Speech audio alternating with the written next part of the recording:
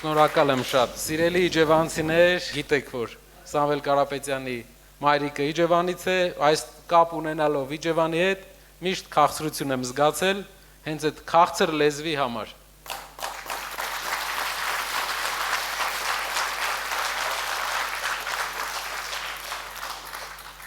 Պետք է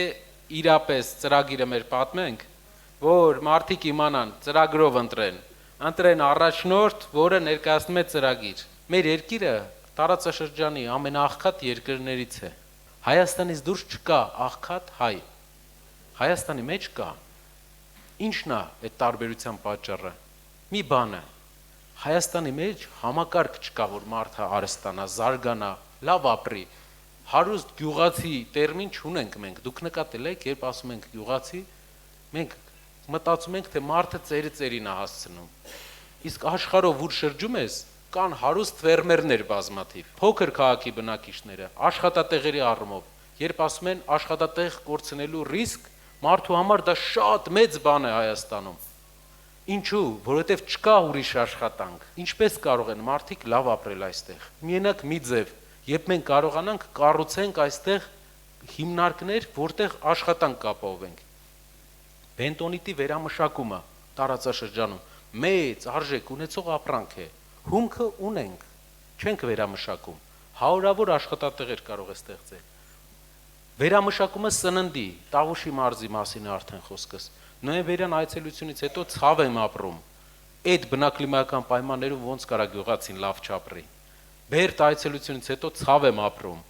Այդ հրաշալի բնության մեջ,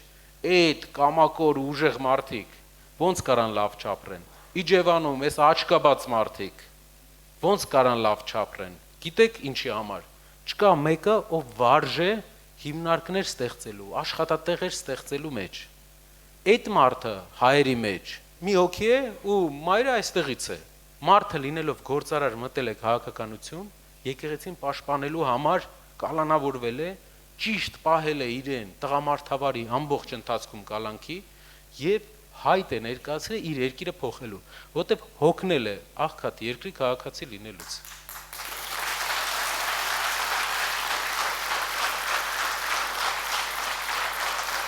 Կարապետյանը հայտարարել է, ստեղծում է հիմնադրամ, որտեղ ներդրում է կատարում 70%-ը մեծ մասը հայ բիզնեսմենները Սփյուռքից, հայ մեծահարուստները Սփյուռքից, մեր ընկերներն ու գործընկերները, մեր 30%-ը փոքր մասը պետությունը։ Այդ հիմնադրամը ամսական թոշակ է նշանակում, նպաստ է նշանակում այն մարդկանց, ովքեր ծայրահեղ աղքատ են։ 5 հոգանոց ընտանիքին 150,000 դրամ, որպեսզի մարդը կարողանա երեխային լավ կրթություն տա, տանը ինչ-որ կախավորում անի, ինչ ապրուստ է իր հոգա, աշխատանք ունի, ոչինչ, շարունակելու է տալ, եթե համարվում է ծայրահեղ աղքատ։ Բացի Կարապետյանից ոչ մեկ չի կարող սենց ծրագիր առաջարկել, որտեղ ոչ մեկի խոսքով գործընկեր գործարարները այդքան գումար չեն դնի։ Հայաստանում թոշակառուները ուրախանում են, երբ 10,000 դրամ թոշակ է բարձրանում։ Պատկերացնում եք ինչ օր ենք հասցրել մեր մեծ սերունդին, որ 10,000 դրամ ամսական թոշակի համար մարդիկ ուրախանում են։ Անկամ 10,000 բարձրացնելուց հետո Հայաստանում թոշակառուն ավելի աղքատ է, ավելի քիչ բան է կարողանում գնի թանկացումների արդյունքում, քան մի քանի տարի առաջ։ Ինչ ենք մենք առաջարկում։ Առաջի 6 ամսվա ընթացքում կենսաթոշակը 12,000 բարձրացվելու է, մենք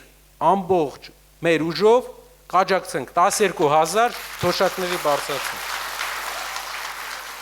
Փոփոխությունը լավարկելու է մեր բոլորիս կյանքը, որ այս վիճակում ամենօրյա այս խնդիրներից կարանք դուրս գանք մենք իրար հետ։ Շնորհակալ եմ, սիրելի Իջևան։